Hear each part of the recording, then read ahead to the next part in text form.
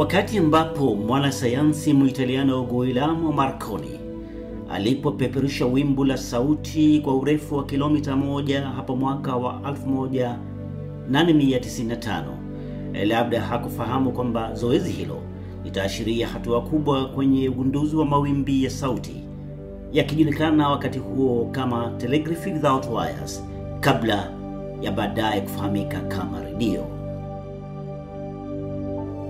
Hapo mwishoni mwa miaka ya 1800, Heinrich Hertz aliandaa kikao cha wanasayansi wenzake physicist ili kudhihirisha kwamba mawimbi ya sauti yaliwemo.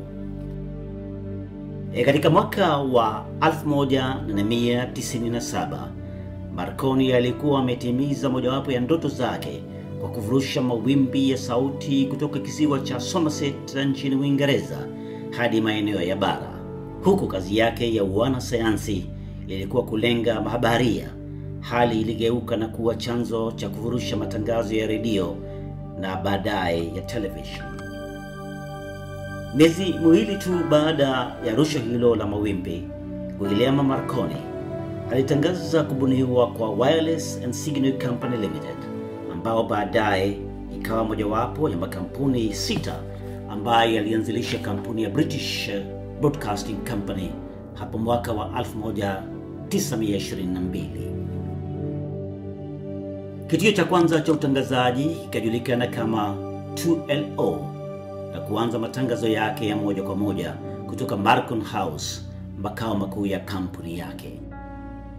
Katika mwaka wa 1909, Marconi tayari alikuwa ameshinda tuzo la Nobel Prize kutokana na juhudi zake za ugunduzi.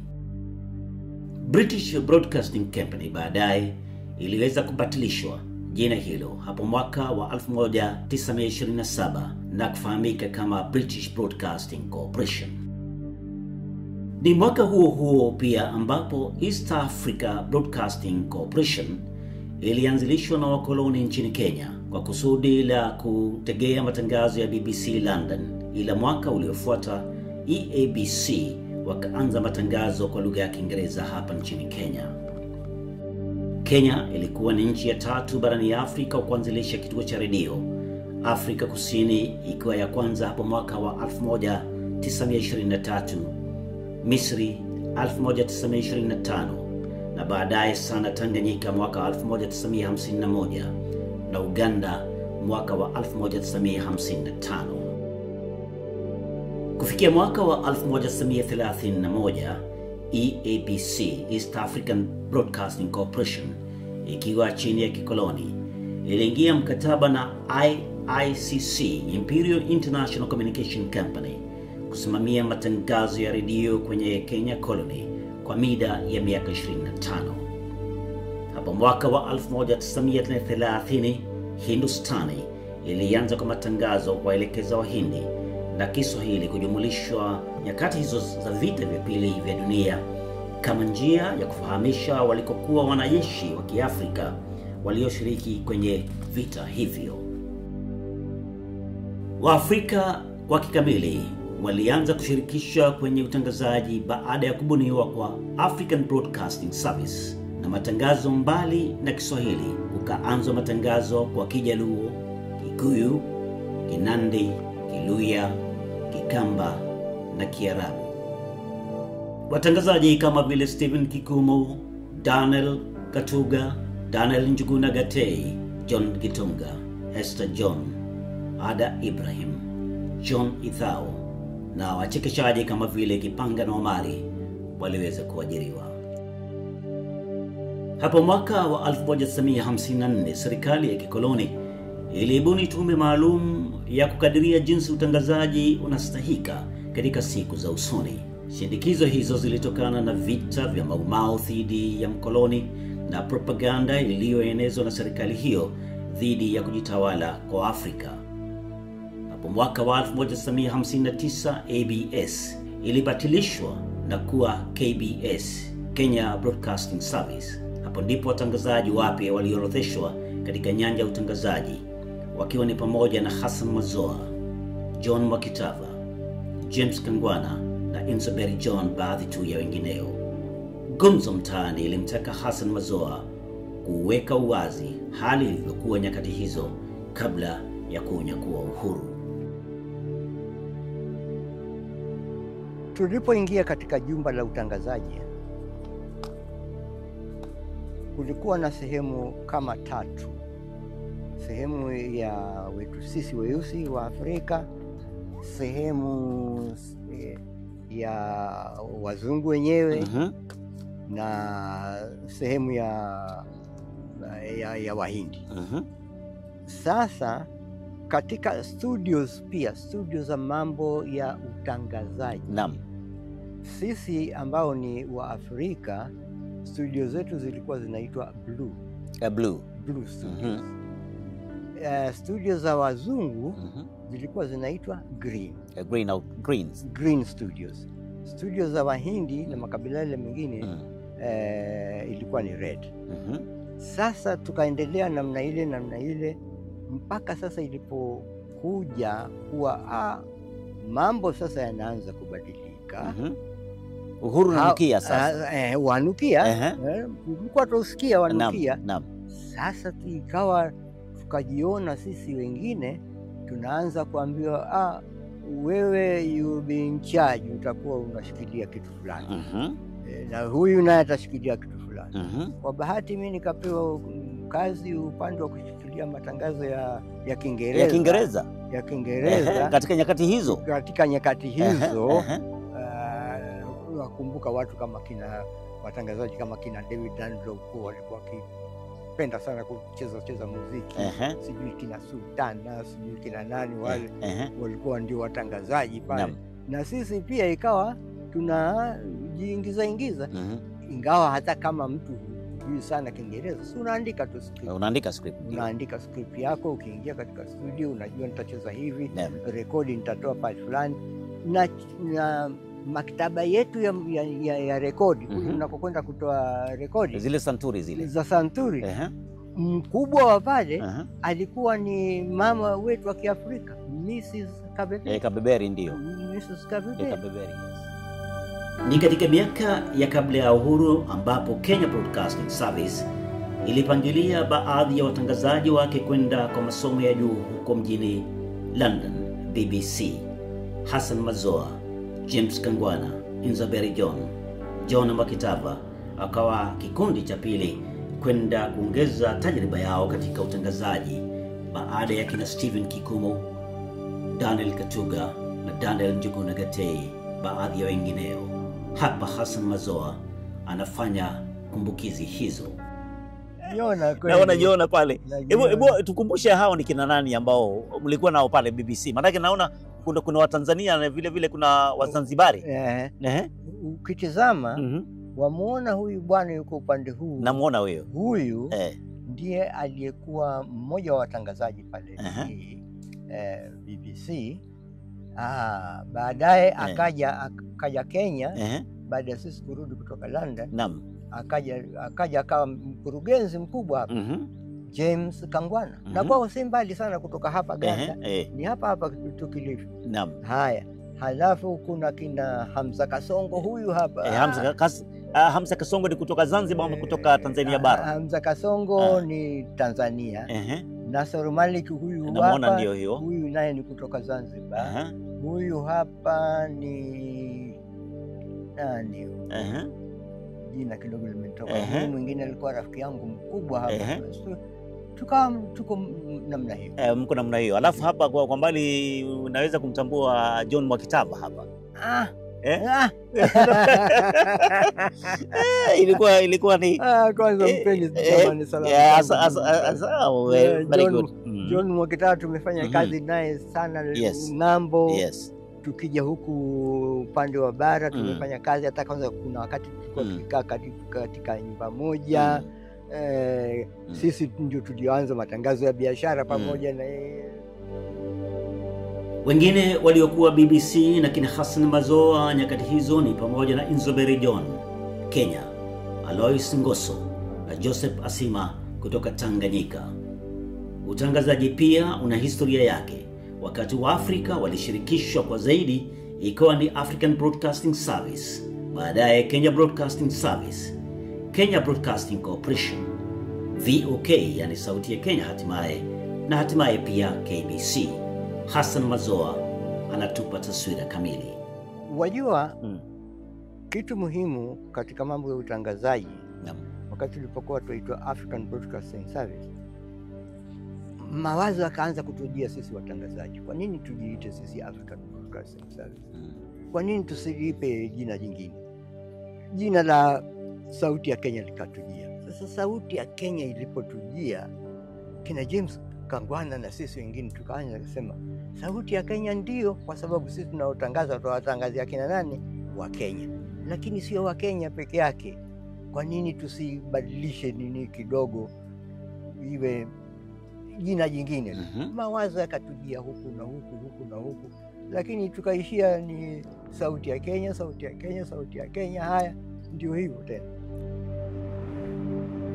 Wakati huo kwenye Gumzo Mtaani tulitaka kujua Hassan Mazoa ni nani. Gumzo hili lilifanyika chini ya mti mwembe, Ganda, Malindi. Hassan Mazoa ni nani? Ni nani? Hassan Mazoa ni Mkenya, amezaliwa hapa Kenya, sehemu za bara, 1939 kama ninavyokumbuka, kulingana na kitambulisho changu. Baada ya hivyo, miaka ilipozidi kuendelea katika ufanyaji wangu wa kazi, ikabidi nipate kustaafu. Ndio sasa nawakaribisha kwetu hapa Uganda. Asante sana. Lakini katika labda utueleze historia fupi tu kuhusu hali yako ya masomo. Ni wapi ambapo uliweza kusomea? Nilianza masomo, utashangaa. Naam. Kwa muda mrefu baba yangu marehemu alikuwa akiishi Subukia katika shamba la mzungu mmoja ambaye alikuwa ndio governor nchi nzima ya Kenya, akiitwa Sir Philip Mitchell.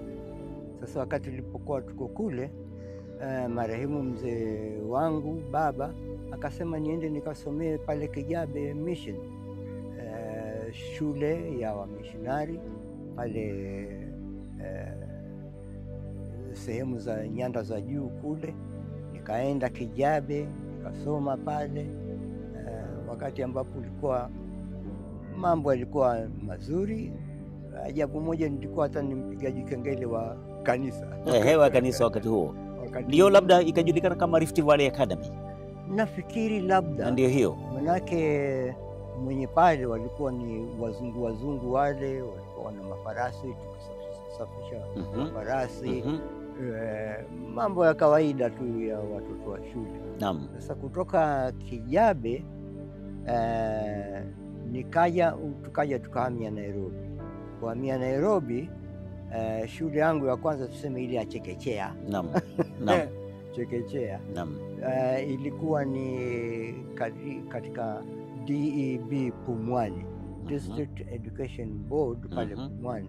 Yaani shule ya kwanza ya Waafrika Pumwani. Naam. Karibu ilikuwa na uwanja wa farasi wa ndege Kariakoo pale, au karibu na Ziwani. Sehemu ya Ziwani. Basi nikasoma pale. Baada ya hapo tukahama tena, nikaja upande wa pwani. Upande wa pwani ikawa mimi nikaenda kusomea Shimo la Tewa. Shimo la Tewa. Shimo la Tewa nikasoma pale na wenzangu, marafiki kutoka sehemu mbalimbali za nchi ya Kenya. Karibu na bahari pale Shimo la Tewa, tukiona samaki wengi pale. Alafu baada ya hapo nikapata tena bahati kwa sababu ya yule bwana gavana kule yule Mitchell. Sir Philip Mitchell. Naam. Wakati shule ya Kiarabu ilipokuwa yaanzishwa Mombasa town, nikapatiwa nafasi pale, nikaenda. Ilikuwa ikiitwa Arab Secondary School. Naam. Basi nikasomea pale Arab Secondary School mpaka kufikia kiwango cha kuwa sasa sitaweza tena kuendelea na masomo kutoka pale. Ndio nikahama tena, kaenda Nairobi. Kwa bahati ndio sasa nikaanza hamu ya mambo ya utangazaji. Naam. Na nini ambacho kilimvutia Hassan Mazoa kwenye nyanja ya utangazaji? Hapa anafafanua. Wajua utangazaji una hamu yake, ladha yake, utamu wake, ile kuwa unazungumza mbele ya mikrofoni au mbele ya kamera, kuwafahamisha watu, kuwaelimisha, kuwapasha habari mambo mbalimbali yanayotokea katika Kenya.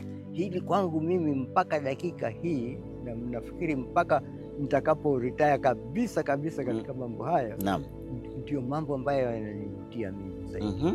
Sasa cha msingi, acha turudi nyuma kidogo tu, utukumbushe wale watangazaji ambao uliwapenda sana hata kabla ya kuingia katika utangazaji, na wale ambao mliandamana nao baada ya kunyakua uhuru. Watali watangazaji ukasema kwamba hao watangazaji sifika bali na Hassan Mazoa.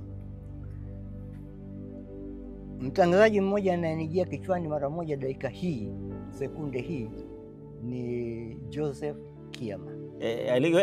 Joseph Kiema alikuwa anajulikana kama Mzee Kanyau, Kaka Sungura. Kaka Sungura. Kaka Sungura. Kwa sababu ya nini?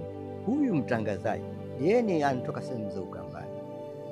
Alikuwa rafiki mkubwa wa Stephen Kikumu.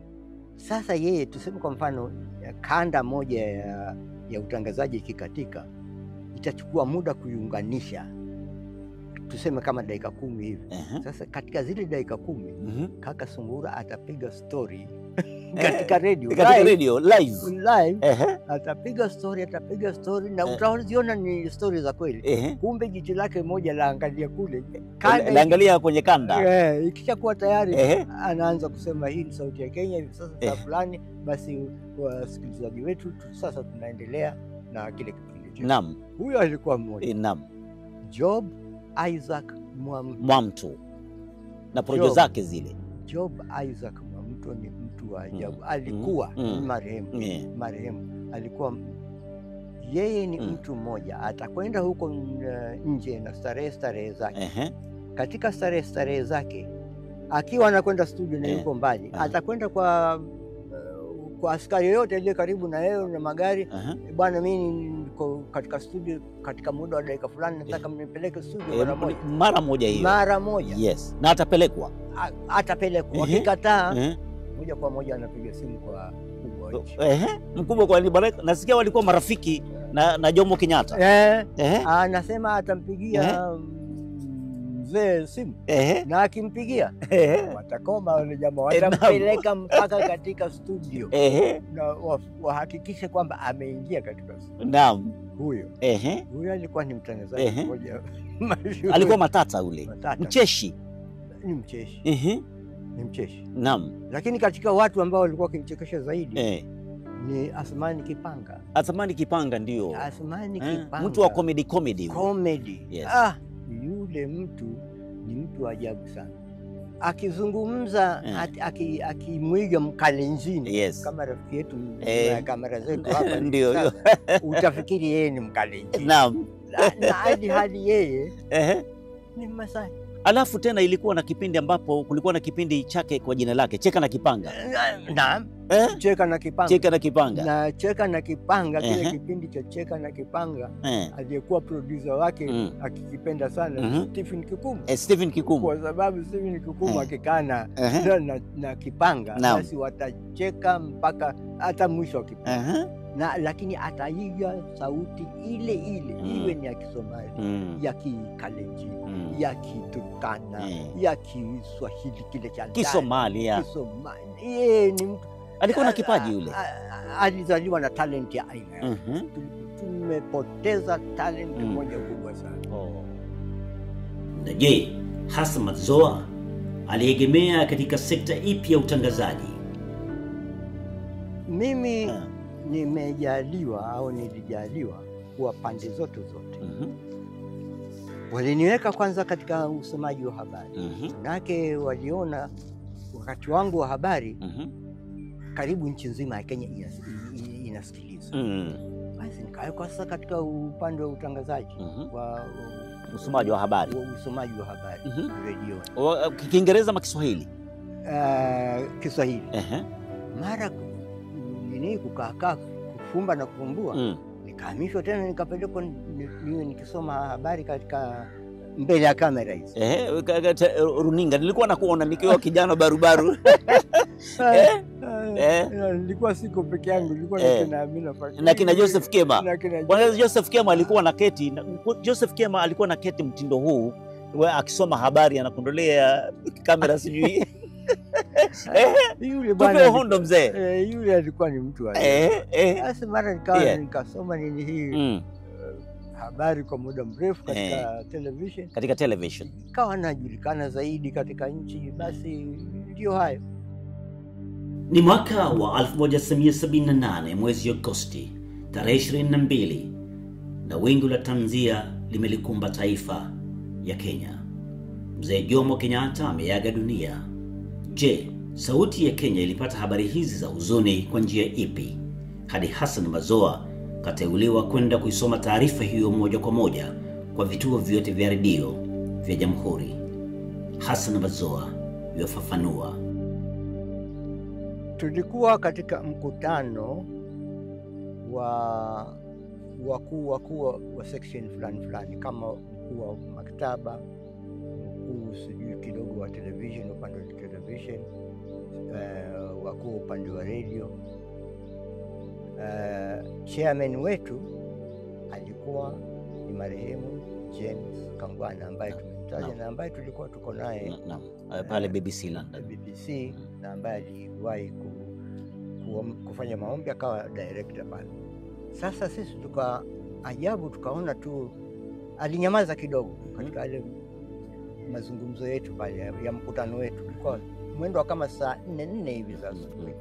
Tukamwona amechukua simu amezungumza, lakini yale aliyokuwa akizungumza sisi wengine tulikuwa hatuyasikia zungumza nini. Halafu ile simu akaiweka chini, akanyamaza kidogo, akawa yatuangalia tu, mara macho atupatupa huko. Nikaona nitupia sana jicho mimi. Nikaona naona haya sasa kuna nini? Lakini sio mimi peke yangu, tupia macho jamaa. Sasa tukaanza kujiuliza kumetokea nini jamani. Ndio akatoa siri. Jamani, kumetokea jambo fulani, hatuko naye tena mkuu wa nchi hii. Sasa tufanye nini?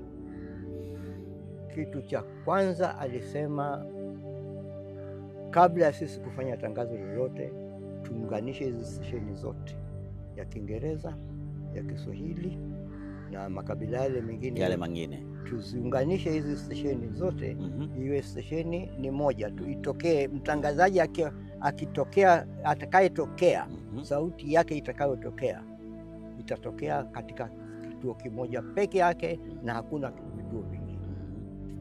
Basi tulipofanya hivyo, na tunao walikuwa kama injinia 2 watatu nafikiri pale katika mkutano. Wakauliza inawezekana kusema hiyo ni dakika tu, maana tutachomwa hii tukiweka hivi sauti itakuwa ni moja tu. Basi alipopata uhakikisho kwamba mambo yatakuwa hivyo, sasa nani atakaye kwenda kutangaza habari hii? Tukawa sisi wengine sasa macho yako sasa mangaliana hii hali namna gani? Habari za saa 7 nafikiri ilikuwa wakati. Basi kaambio, kaona akiniambia ni wewe. Yule sasa mkurugenzi sema wewe Hassan Mazoa ndio utasoma ile taarifa hiyo. Ndio utakayokwenda kusoma hiyo taarifa ambayo itakuwa imeandikwa, utasoma vile ilivyoandikwa. Naam. Sasa sina la mtakataje amri ya mkurugenzi, na wewe ni mwajiriwa. Na mimi ni mwajiriwa, mtumishi wa umma. Basi saa ilipofika kaingia katika studio, nikatoa kitambulisho cha studio yetu. Hii ni Sauti ya Kenya, whatever it is. Hapa tuna habari za tanzia. Basi kasoma hili. Baada ya hapo ndio, manake kama hatukufanya vile, nchi ingekuwa na wasiwasi. Watu wangekuwa wajiuliza, jamani, kuna nini? kwanza mbona matangazo haya nikipeleka redio yangu huku nasikia sauti ni ile. Ni ile ile. Huku nasikia ni ile. Ni ile ile. Kuna nini? Basi lakini tulipotoa lile tangazo Bas, kidogo mambo yakapungua shwari. Ndivyo ilitokea. Kwa upande wangu mimi. Katika ule upande wako. Enzi za kina Hassan Mazoa na baadaye kufuatia kuanzilishwa kwa taasisi ya kituo cha mafunzo kwa watangazaji KIMC, yani Kenya Institute of Mass Communication, watangazaji walipewa kipaumbele kuhusiana na sekta ya utangazaji. Ili atokana na michipuko ya vituo vingi vya utangazaji hapa nchini, watu wenye sifa wamekwisha kwa jukumu hilo pasi na mafunzo. Gumzo Mtaani ilimtaka Hassan Mazoa kuelekeza hisia zake. Si vibaya, lakini pia si vizuri. Kwa sababu ukiangalia katika tulianza nikakwambia kituo kilikuwa ni kimoja. Baada ya kuwa kituo kile kilikuwa ni kimoja, kumbe ndio ilikuwa ya chipuza inazaa radio station nyingine, FM station. Sasa wale si lazima wawe na watangazaji wao wa kike, wa kiume, wa hivi na hivi, lakini lazima wapate mafunzo. Sisi wengine kwa bahati tulipata mafunzo pale pale Nairobi. Baadaye tukachukuliwa tukapelekwa ng'ambo ya Uingereza, ng'ambo ya Amerika. Ikawa sasa tunakaa kuwasikiza na pia kufunzwa na wale watangazaji wetu waliokomaa katika nchi za basi tukapata maarifa. Na tulipopata yale maarifa ndio tukarudi tena nyumbani, tukaanza kusema ala, kumbe sisi tulikuwa tukirupoka tupata. Kumbe utangazaji una adabu, una vile vigezo. Kuna adabu zake za kuzungumza. Uzungumze mtu apate kukuelewa. Sio ati tuseme kwa mfano kama katika habari nikisoma alafu mwishowe Daudi Kanja aje aseme lakini huyu mtangazaji alikuwa akisema nini? Habari sishampita kwa sababu ya vile wewe ulivyokuwa ukizungumza. Labda zile bwembe unaweka madaha ambayo haistahiki. Lakini sasa katika ile adabu ya utangazaji, kila neno unalolitamka katika mambo ya utangazaji hakikisha kwamba linamfikia yule ambaye anastahili limfikie. Hiyo ni kwa upande wa redio, hiyo ni upande wa television, au katika siku hizi njia nyingine zozote, katika njia nyingine zozote ambazo mko nazo nyinyi. Nasikia alhamdulillah. Je, maoni ya Hassan Mazoa, gwiji mtangazaji, yaonaje kuhusu swala la social media? Radio na TV zimo kwenye safari ya tanzia. Naona hivyo. Naona hivyo kwa sababu tupe uhondo mzee. Naona hivyo. Tupe uhondo mzee. Naona hivyo. Ikiwa tuseme kwa mfano, ingawa sitaki kutaja majina, kuna watu wengine wameanza sasa wamejitegea, wanajua hii ndio njia ya pekee kuwafikia watu haraka na sauti zikifika na picha zikifika. Sasa utafanya nini? Hizo station kubwa watu wasipochunga sana. Basi nasikia tena kipindi chao cha lala salama kiko kwenye hatari. Sasa Benjamin Kipu huyu ambaye ni cameraman wetu ana wale ambao tunaita Gen Z. Anasema kwamba siku hizi hawana haja na kuangalia television, manake kila habari ambayo wanataka iko kwenye mitandao. Hebu kwanza njoo unipe mkono bwana, pitia na hivi kando ya kamera yako. Benjamin Kipu. Benjamin, nawashukuru sana. Muendelee hivyo. Lakini mchunge hiyo ni mambo gani yalikuwa ya zamani. Na ndio sasa utapata kwamba kila kituo cha mainstream media, either radio ama runinga, wako na kwenye majukwaa vile ya social media kusudi kuweza kushindana na wale wengine ambao wamo.